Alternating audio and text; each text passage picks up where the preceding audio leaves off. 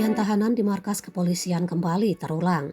Sebelumnya, masyarakat dihebohkan dengan tewasnya tahanan akibat dianiaya di Mapolsek Lubuk Linggau Utara yang menjadikan 6 oknum polisi sebagai tersangka. Kali ini kejadian serupa terulang di Mapolres Empat Lawang. Seorang tahanan bernama Ari Putra, warga Desa Bayau, Kecamatan Pendopo, Kabupaten Empat Lawang, tewas dengan sangat mengenaskan. Kuat diduga Ari Putra meninggal dunia lantaran dianiaya oleh oknum anggota Polres Empat Lawang. Kejadiannya sendiri berlangsung pada Selasa 21 Juni 2022 sekitar pukul 10 malam.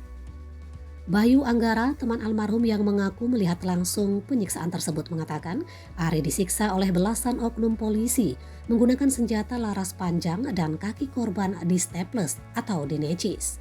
Tak hanya itu, korban juga dianiaya hingga rahangnya patah dan rambutnya dibakar. Masih kata Bayu, dirinya dan Ari ditangkap 5 orang polisi dari Polres Empat Lawang. Di dalam mobil saat hendak dibawa ke markas polisi, keduanya mengalami penyiksaan. Akibat penganiayaan tersebut, Ari pingsan sampai dimasukkan ke ruangan tahanan. Pagi hari, Ari kembali dibanting ke lantai oleh salah satu petugas jaga sembari memukul dada Ari. Tidak lama kemudian Ari pun meninggal dunia. Sementara itu orang tua almarhum meminta kasus ini untuk diusut tuntas. Pihak keluarga tidak terima kematian almarhum dengan cara dianiaya. Kapolres Empat Lawang AKBP Patria Yuda Rahadian membantah dengan keras anggotanya menganiaya Ari hingga tewas.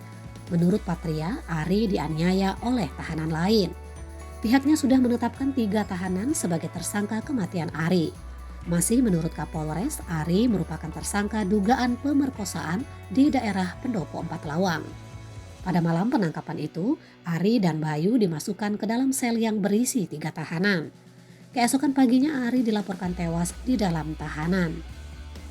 Fadli Boy dan tim liputan Palpos Channel melaporkan untuk Anda.